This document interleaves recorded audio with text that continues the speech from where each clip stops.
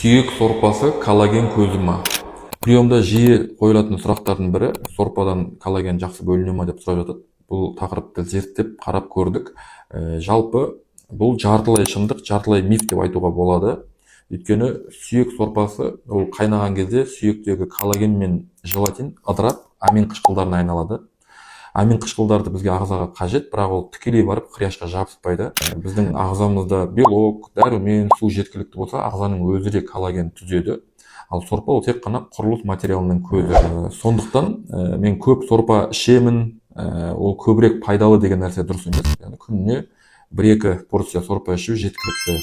Тіпті кей адамдар өте тұзды, майлы қылып ішіп жатады. Оның зияны көбірек болуы мүмкін, бауырға, буынға, керісінше салмақ түсіруі мүмкін. Ал асқазанында, өт жолында подаграсы бар адамдарға ол тіпті асқынулар шақыруы мүмкін. Сондықтан көп сорпа ішу көп коллаген әкеледі деген нәрсе қате.